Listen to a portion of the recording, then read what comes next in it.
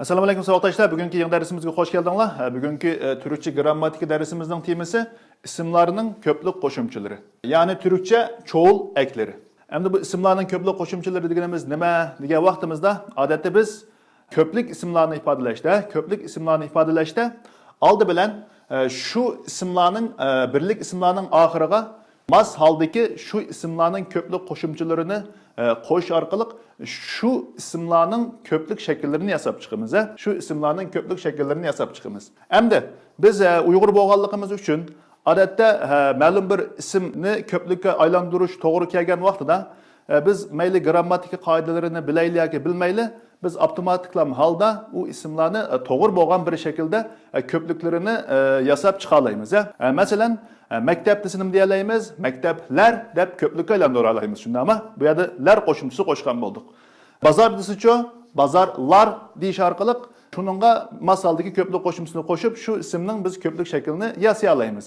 Ya'ni bozor desa bozorlar deb soladigan ish asosiyatdan bizda ko'ralmaydi. Shundami?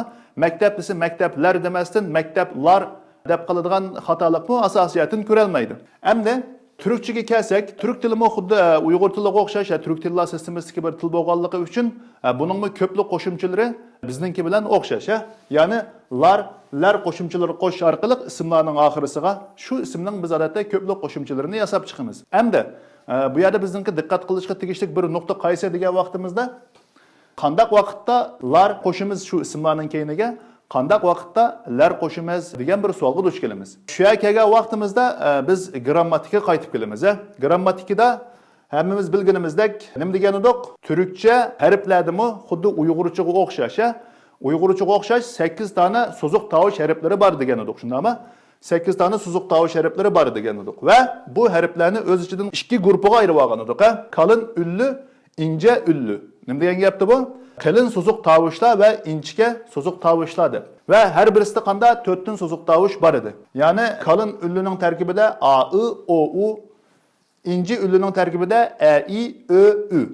Agarda grammatika shu bo'yicha ma'noda agarda bir ismning oxirisi qalin ulli deganimiz bu a, i, o, udan iborat bu so'ziq tovushlar bilan oxirlashsa yoki shu ismning oxirgi bo'g'imida mushu harflar kelsa biz shundaq ismlarni ko'plikka aylantirish uchun qandaq lar qo'shimchasi qo'yish orqali shu ismning ko'plik shaklini yasaymiz. Agarda bir ismning oxirisi a, i, ö, üdan iborat bu ince ulli deganimiz bu so'ziq tovushlar bilan oxirlashsa yoki shu ismning oxirgi bo'g'imida bu harflar kelsa biz shu ismning keyniga lar qo'shimchasi qo'yish orqali shu ismning ko'plik shaklini yasaymiz. Grammatik qoidamiz bu yerga tushunish bo'ldi deb qarayman. Undaqda bu yerda bir qancha dona misol bor. Biz birlikda buni qarab boqaylik. Birinchisi qarasak nima debdi? Ev. Ev deganimiz nima edi? Uy degan gap-ku. Bir bo'g'imliq bir so'z ekan. Bir bo'g'imliq so'z. Qaraydigan bo'lsak, buning tarkibida bu so'ziq tovushlardan qaysi bor? A deganimiz biz bu ikki guruhga ayirib olgan so'ziq tovushlarning qaysi guruhida ince ulli deganning tarkibida qarasak a bor ekan, shundami? Tarkibida oxirgi bo'g'imida bu so'ziq tovushlar bo'lsa yoki bu so'ziq tovushlar bilan oxirlashsa nima degan edik? Lar qo'shimchasi qo'yish orqali shu ismning ko'plik shaklini yasaymiz degan edik, shundami? Evlar deb buni bu bo'yicha tuzib olgan bo'ldik. Ikkinchisi qaraydigan bo'lsak, o'qul. O'qul deganimiz nima edi? Maktab degan gap-ku. Maktab deganimiz qaraydigan bo'lsak, oxirgi bo'g'imida nima bor ekan? U. U deganimiz qaysida? Qalin ullining tarkibidagi bir so'ziq tovush. Qaraydigan bo'lsak, buning bilan oxirlashsa yoki oxirgi bo'g'imida bu so'ziq tovushlar kelsa, qaysi qo'shimchani qo'shatdik? Lar qo'shimchasini qo'shish orqali biz shu ismlarningki ko'plik shaklini yasaytdik. Bu shu bo'yicha kelgan bo'ldi. Keyin qaraydigan bo'lsak, nima debdimiz? Kitob. Kitob deganimiz nima? Shu Uyg'urcha kitob degan gap-ku. Balki musha bizni sal qaymoqtirib qolishi mumkin, Chunki qaraydigan bo'lsak, buningda i so'ziq tovushi ham bor, a so'ziq tovushi ham bor. Undaqda i deganimiz ince ullining tarkibida. Bu bo'yicha muomala qilsak, lar qo'shimchasi qo'shishimiz kerak. A deganimiz qalin ullining tarkibidagi bir so'ziq tovush. Bu bo'yicha bo'lsa biz lar qo'shimchasi qo'shishimiz kerak. Endi bu yerga kelgan vaqtimizda biz buningga lar demdik. Bu yerda yana grammatikaga qaytib kelamiz. Nima degan edik? oxirga va oxirgi bo'g'imga qaraymiz degan edik. Shundami? Oxirgi bo'g'imiga qaraydigan bo'lsak, a bor ekan. A deganimiz qalin ulining tarkibidagi bir so'ziq tovush. Shundaq bo'lgan ekan, buning qo'shimchasi nima bo'lishi kerak? Lar. Shundaqmi? Keyin qarayli. Qalam.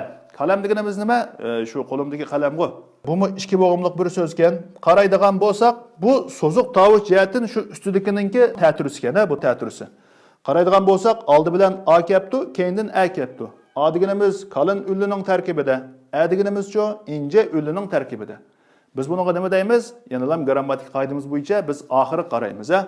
Oxirida qaysi so'ziq tovush kelibdi? A deganimiz nima edi?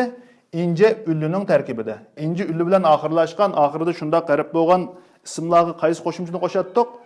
Lar qo'shimchasi qo'sh orqali shu ismning biz ko'plik shaklini yasaytdik. Saboqdoshlarga bu yer qadar tushunish bo'ldi deb qarayman. Bizningki birlik ismlarni ko'plik ismlarga aylantirishdiki, asosli grammatikali qoidamiz mushundan iborat. Endi mushuni bilib olgandan keyin agar ma'lum bir ism keldi deyli bizga, ma'lum bir ism keldi deyli. Masalan, menmi bilmagan yoki sizmi bilmagan shunday bir ism kelgan bo'lsin.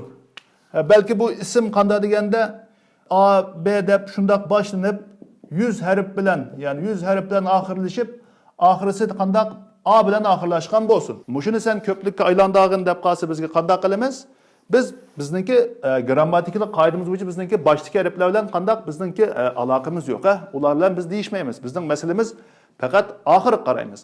Oxirida oxirgi bo'g'imlarida qaysi so'ziq tovush bo'lsa, shu bo'yicha biz muomala qilsak bo'laveradi. Biz buning keyiniga qaysi qo'shimcha qo'shimiz degan vaqtida a bilan oxirlashgan bo'lsa, ikkilanmasdan buningga qanday lar qo'shimchasi qo'shish orqali shu ismning biz ko'plik shaklini yasay olamiz. Agar ai degandek bu so'ziq tovushlar bilan oxirlashib qolsa yoki oxirgi bo'g'imining tarkibida bu harflar kelib qolsa, biz ikkilanmaylam lar qo'shimchasi qo'shish orqali shu ismning biz ko'plik shaklini yasab shu bo'yicha ishlasak bo'ladi. Endi buningda bir diqqat qilgan bir nuqta qaysi deganimizda bu turkcha grammatiki bo'lganligi uchun turkchaga xuddi bizning uyg'ur tiligimiz chetdan kirgan so'zlar bo'lgandek turk tilidami ba'zi chetdan kirgan so'zlar bor.